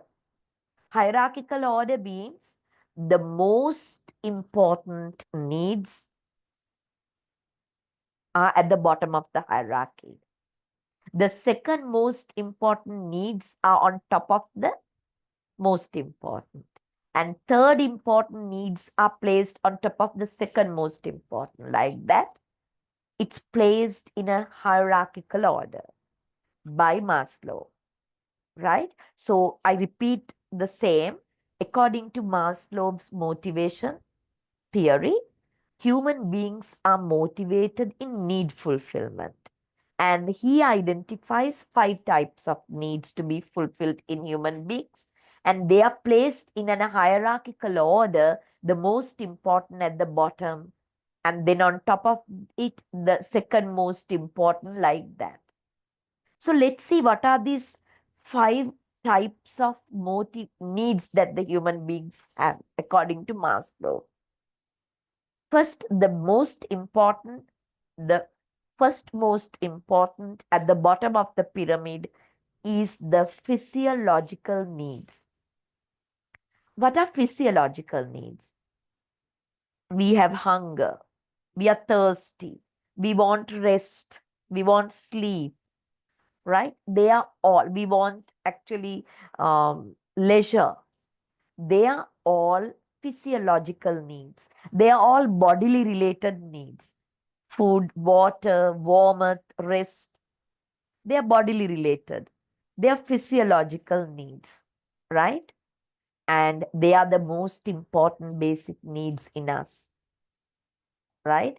So he places physiological needs as the most important and place them as at the bottom of the pyramid. So physiological needs. So then second most important is the safety needs. Now, before getting back to this, I want to tell you, why did he put them into a hierarchical order? The most important at the bottom and the second most on top of the first most important. Why? Because he actually believed and he proposed that if the most important needs are not met, then they are not motivated to fulfill the rest of the needs. If the second most important needs are not met, they are not motivated to actually fulfill the rest of the needs. If the third most important needs are not met, they are not motivated to go for the fourth and the fifth need fulfillment. So if the bottom layers are fulfilled only, that the individuals are motivated to fulfill the rest of the needs. Is it clear? Yes, madam. Now, for example, hunger, right? Food. It's the most important. It's physiological, body related. So if you are not actually full, if you have not actually, if you're starving, right, for 3 days, you will not mind the rest of the needs. You will not be motivated to actually study, go to school. You will not be motivated to make love and all that, but you will focus on actually eating, finding food and all that. Okay. and physiological needs are the most important. That's why it is at the bottom. So if they are fulfilled only, the individual is motivated to fulfill the needs, the safety, love and belongingness, esteem, and the self-actualization. Otherwise, they will not be motivated to fulfill the other needs, right? I will give you an example. If you have a student, no, we will first discuss this, okay? And then see the examples. Then the second most important needs in us, the safety needs, sense of security. We have a need to feel that we are secure. We are secured, right? That is safety needs. Now, it is not only physical safety, right? Psychologically, emotionally, economically, right? You have to be safe where you are. Now, if you in this class, if a child is bullied by others, there's no sense of security and safety in the class. If the teacher actually shouts at the students a lot, there's no sense of safety. That need is not fulfilled in the child. If the parents fight at home, the child does not get the need of safety fulfilled. Right now now it's actually the past, but we all have experienced that. We had the 3-decade war, 30 years of war in the country, right? We did not have that sense of security. We did not have that sense of security. I tell you, now love, education, they are actually after sense of security. Now you got now Tamil Elam, right? Terrorists, they got very young girls and boys to join them as terrorists, and some became suicide bombers. How did they do that? How did they brainwash these young minds to become suicide bombers or to actually join the army and fight wars, giving up education, giving up marriage and everything? Because that is the second most important um, need to fulfill. So they could brainwash. In a country like this, you're not safe. You don't belong there. So once you brainwash them like that, they don't think of getting educated, doing a good job, and then getting married, falling in love, nothing. They want to fulfill this safety need in them. And similarly, when you walk into the class, if your child, if there's a student is bullied by others everyday basis, if you keep quiet and if you're ignorant, there's no sense of safety. That child will not be motivated to learn, because safety need should be fulfilled first. So your classroom should be a very safe, very friendly, very loving environment that every child would like coming there, because they feel safe and secure in the hands of the teacher and the friends. That is the classroom environment that you have to create. Then only that you can actually get them to fulfill this need for sense of security and safety. Now, even at home, that the parents fight, no sense of security, that child comes to school, you can actually create that a secure environment in the school. Something is better than nothing. So you can think of a lot of things that you can do as a teacher, right? Right. And then go to the third level. The third level is belongingness and love needs. Love and belongingness කියලා. Love and belongingness is you need to have intimate relationships with friends, teachers, school, society, family, and all that. So once the physiological and safety needs are fulfilled, they have a need to actually fulfill. That is sense of love and belongingness. So you have to know if there is an isolate in the class, Nobody likes him, for he is actually very, he's an angry bird. He actually fights, he speaks filth and all that, he's dirty. For whatever reason, if the child is cornered, that the child doesn't get that love and belongingness fulfilled. But it's a kind of a need in us, the third most important need in us. So you have to make sure that you actually have no favoritions, equal treatment to everyone. Then only that they can feel, I belong here, I'm loved. When the teachers have favoritions based on performance, based on skin color, මම දැකලා තියෙනවා teachersලා. දැන් කළු ළමයි ඉඳදී සුදු ළමයි අල්ලගෙන දඟලනවා. එතකොට කළු ළමයට මොකද හිතෙන්නේ? බත් කළු ළමයා සුදු ළමයට වැඩි ලස්සනයි. ඇත්තටම කියනවනම් we have that mindset no. ඒතර එහෙ වගේ දේවල් කරන්න නරකයි. rich ළමයි, poor ළමයි එහෙම වෙනස් කරන්න බෑ. Based on any of the differences that you can't actually have different treatments. Then everyone will feel that I belong here. This teacher and this class love me, and this is my school, this is my classroom, this is my teacher, this is my these are my friends කියලා හිතන පුළුවන් විදියට ළමයින්ට environment එකක් හදන්න ඕනේ. Nobody is a favorite. Nobody is a favorite. Okay? Right. Everybody is a favorite. You don't have to say nobody is a favorite. Everybody is a favorite. Equal treatment. Then they feel that I belong here. I love here. And I remember very first year as a young teacher, when I was given, no, the second year this happened. I remember first year I was in grade 3. Right? I was a grade 3 class teacher doing maths and okkoma. ඊට පස්සේ my sister principal took me to grade 6 to do English. So in that grade 6 class, there was a girl. Actually, I still remember her face and everything. I don't know about her whereabouts and all that now.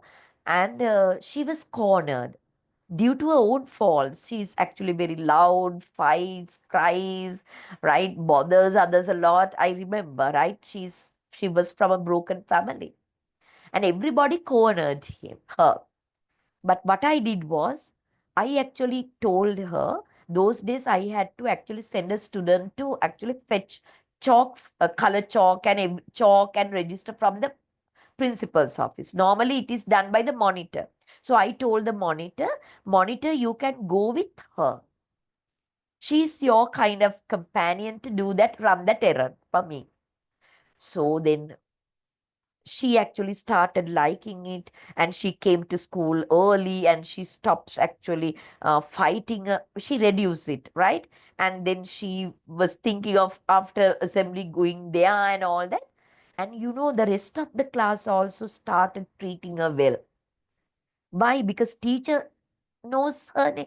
Teacher kind of loves her name. Others also started treating her well. Then her attitudes also, her fighting nature also stopped. So little thing, it can go a long way. Ne? අපි හැමෝම අමුතු විදියට හැසිරෙන, especially the young ones, because they lack something in them. You can do a big change by doing a little thing in their lives. So giving them a sense of love and belongingness is very important. If all these needs are met, physiological, safety, love and belonging, all these needs are met only, the fourth most important need in them, the esteem need, that is prestige and feeling of accomplishment. So studying hard, becoming class first, getting all 80 above for all the subjects, right? Certificates, all these achievements, that need in them will be there, and they will have the desire to fulfill them if the most important ones below are fulfilled only. Now, I actually had a child when I was doing grade 3, my first year. She was very good, right? I still know her. She was very good. And she was the class first. She was very enthusiastic, very kind, very friendly, outgoing. Right? As I told you, the second year afterwards, I was in the secondary school and the upper school. So after 2-3 years, I met her in the grade 6 class. I was doing teaching English. I saw a big difference in her. She actually did not score well. She did not do work properly, and that beautiful smile she had, it's completely gone, and she was kind of very sullen and sulky and not mixing up and all that. I could not help it. So I actually started not gossip, right? I wanted to help out. I wanted to see what has happened. So I started, I told her, I actually talked to her mother, and I talked to her grade 5 class teacher. And I collected some information. Then I learned her mother has gone abroad, right? And father is a drunkard, and father has left them to actually have another family, and these two girls are looked after by the grandma and not properly provided or anything. When the mother was home, mother was doing everything for them. Now you can see what a big change that the life they can bring into their lives. But you can bring about the change. You're the catalyst, right? So you can actually give them this sense of safety, sense of love in the school, and try to actually change them. And then I wanted to help, and she actually started becoming very kind of talking to others and all that. She actually actually very bad in her studies. I saw in grade 9 and 10 teachers were commenting that now she's okay and all that, right? We spoke to the mother and we actually tried to help her the best way, because she was such a I only actually made the principal and the teachers aware of what is happening, and without actually publishing and getting everyone to know that we someone help out. So that is your role, right? So esteem needs comes last can one before the last. Physiological safety and love and belongingness to be fulfilled in the school, then only that they will be actually motivated to learn, work hard, go for achievements and accomplishments. Otherwise they will not be motivated to do studies well. So keep that in mind. So little breaks in between will do a big impact, will bring in a big impact.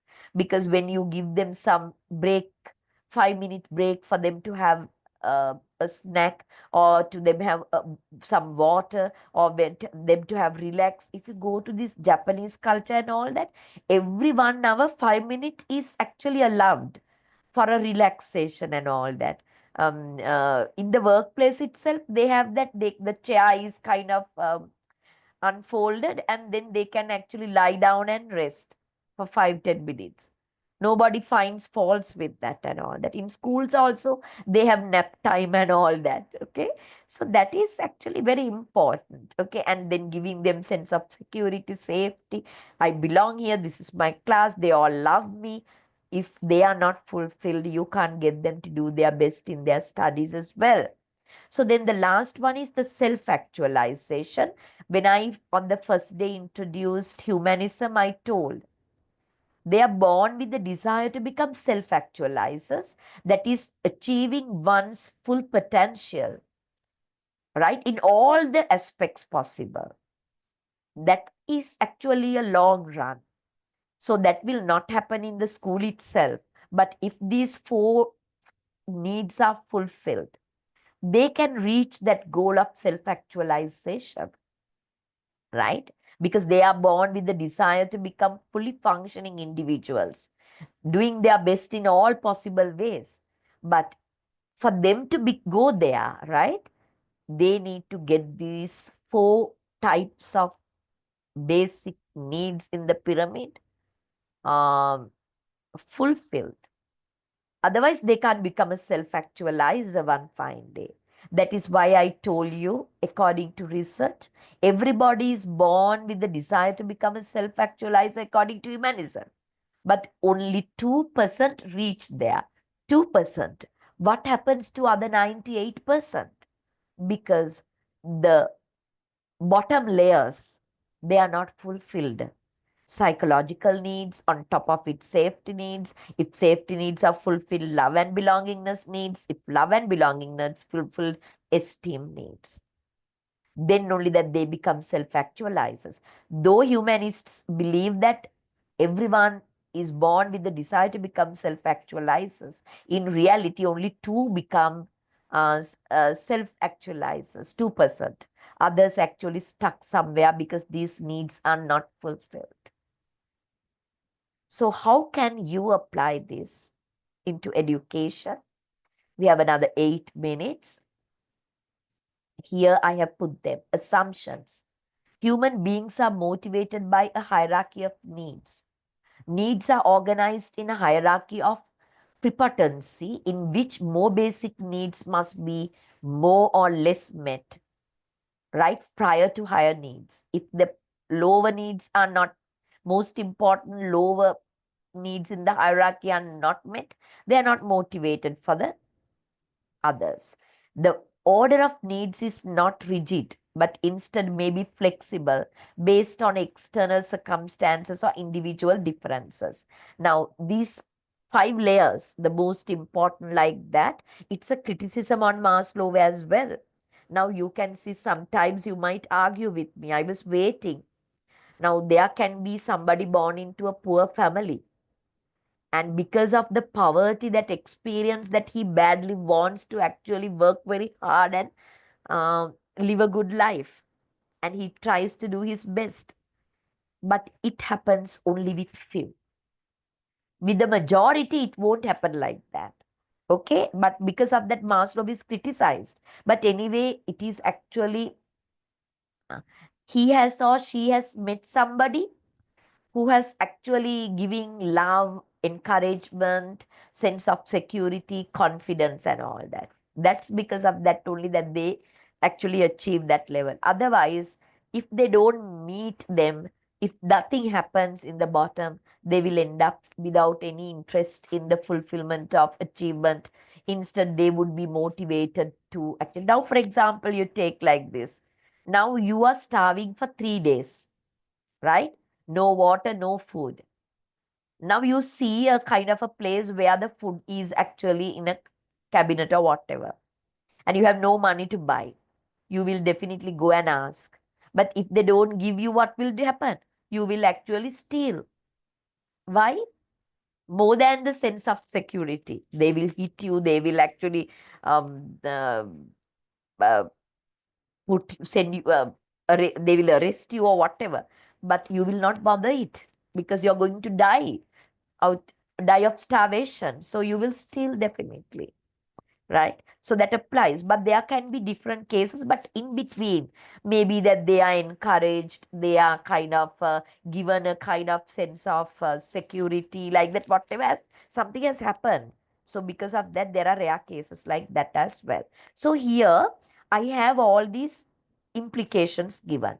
Physiological needs, safety needs. So, for example, emotional security, financial security, employment, social welfare, law and order, right? It's a the classroom love and belongingness. Mang teacher is the mother. Teacher actually makes everyone feel safe and everyone treats equally. So they love to come to school because it's a happy place. So they feel that they belong here.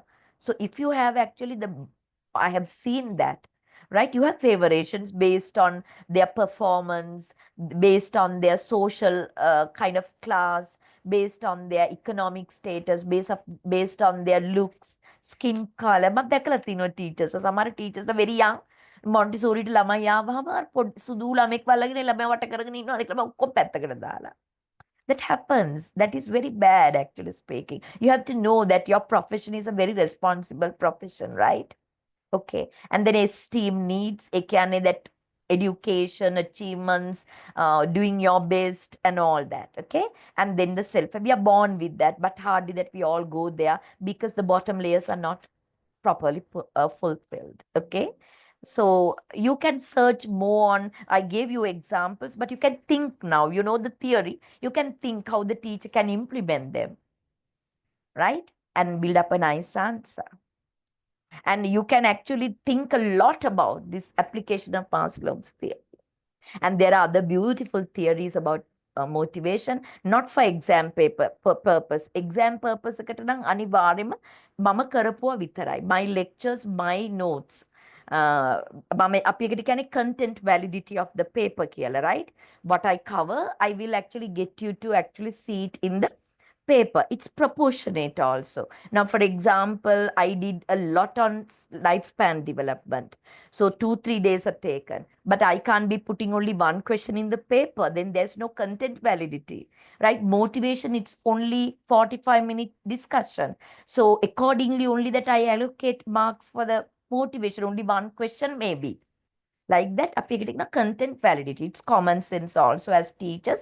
මට නම් විභාග pass වුණේම I think of what the lecturers do. I think of the proportion. Accordingly, I got ready for my exams. ඒවා common sense. They are study skills. ඒතර teachers ඕගලන්ට මම දෙන්නේ මම උගන්වපුවයි තමයි. ඒ proportionate එකට තමයි questions දෙන්නේ. Okay? Okay, madam. I think we have come to the end of uh, educational psychology module. So I have to have a promise that I have to give you all the notes. I will be sending it through the coordinator. But now we are meeting again, the same set of students in curriculum. Am I right?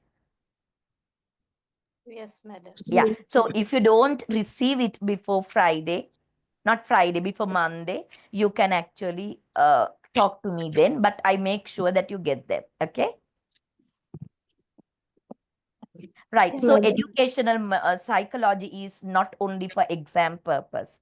I did very little, but that little thing that actually showed you the depth of educational psychology and at the same time, your role as a teacher, right? So I want you to actually think more, reflect upon your career and read more and how to help your students actually to make it the beautiful place for them to actually learn and develop, not only the subject matter, develop. Development is not only cognition, right? The subject, emotional, social, everything, right? Okay.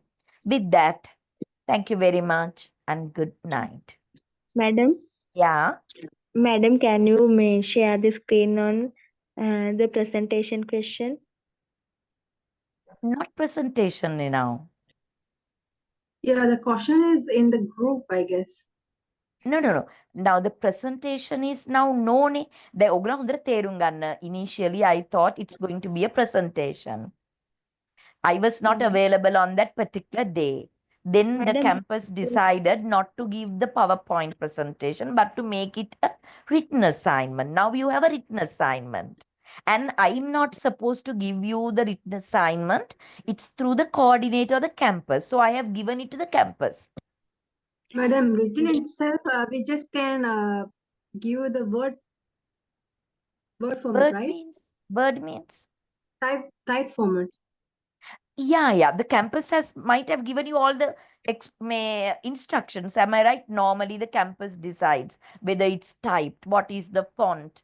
Mama, they word count, the questions, instructions. They have a kind of a separate instructions. So, mang hitanama typed version would be okay. If they have given you a link, it's the soft copy. They decide. They have given the deadline, but the question is not there, madam. What is not there? They have given the deadline for the presentation to make the PowerPoint slides, but they have not given the question there. ඉතින් දැන් PowerPoint slide එක නෑනේ ළමයා. It's in the ඒක දැන් LMS. නැහැනේ. LMS, there is a questions. Assignment is published on the LMS. Please go through the LMS, then you can find the question. The questions are there. Yeah, and now forget about the PowerPoint. If they want you to upload the PowerPoint presentation to a link, do so. But now I'm talking about the written assignment. It is given. I showed you and I'm not supposed to give it to you. Now, as she said, it's available on the LMS. Okay? And it's already shared to the group chat also, madam. WhatsApp group. Then, so you can actually do the written assignment now. Because they actually stopped doing the PowerPoint now because of the time factor. Okay, actually speaking, I'm not available one whole day. March is also the same. right? So 2 hours, how many of you all are there? It's very difficult. So better to get them to write, so they have decided on a written assignment instead of the PowerPoint, as I know. So if they want you to upload the PowerPoint presentation, also do it separately. But now I'm talking about the written assignment, okay? Ma'am, if you have a little bit time, can you upload this PowerPoint to our chat box? Then we can download it. No, I will be sending all the, previously I sent, no? Yeah. No, madam. No, We මේක have to තියෙනවා share අනවශ්‍යයි. the chat box No, because no, no, coordinator this, is not sharing. no, he will share. He is asking also.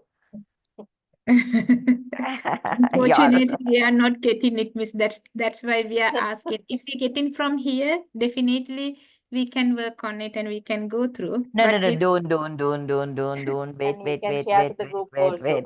Right, Sorry, no, sorry, madam. wait. Pudakina. I have to actually, motivation එක නේද වටවනේ?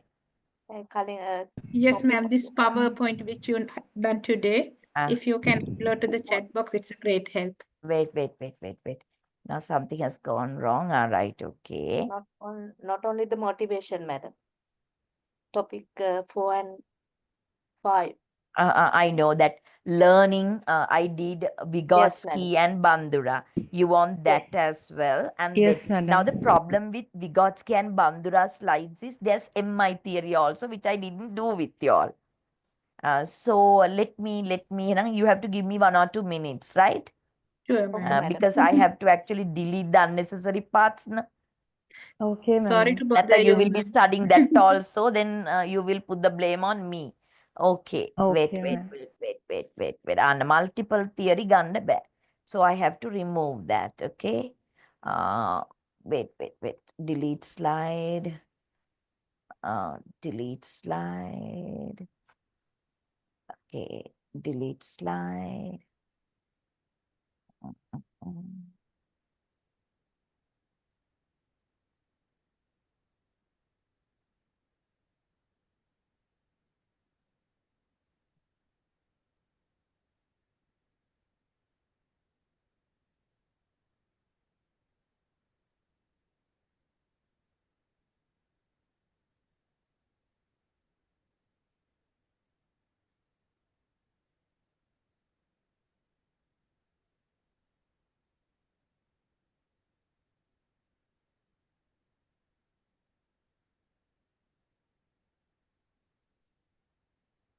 Right. So now I can actually put that. Yeah, save. So I will put it here, if you can wait. Um,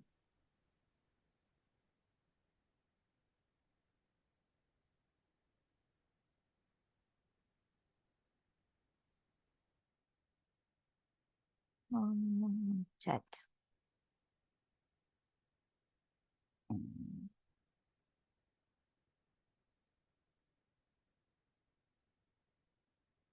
mm.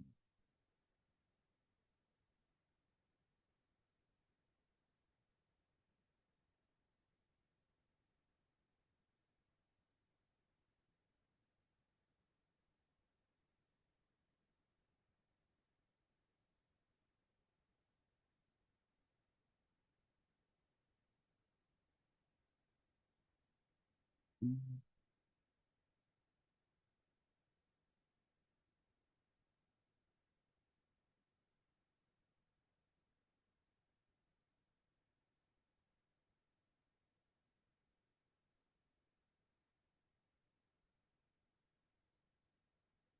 See whether you got it.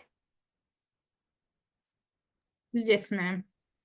Then I will put motivation as well.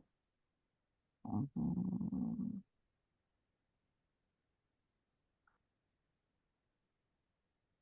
Here.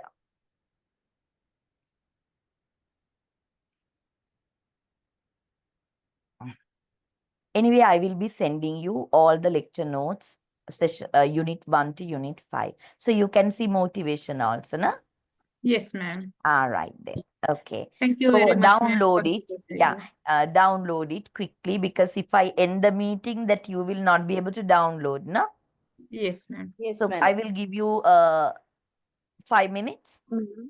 I will get back and then quickly download. I will give you 5 minutes. Then by 9:42, like I will.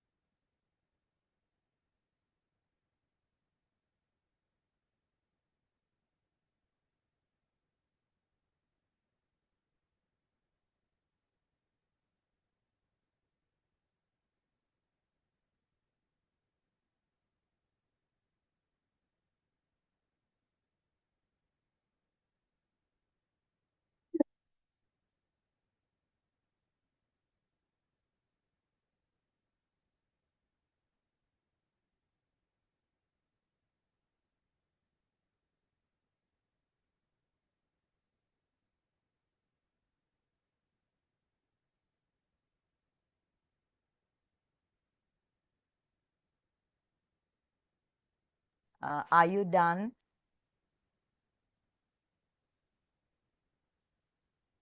Are you done?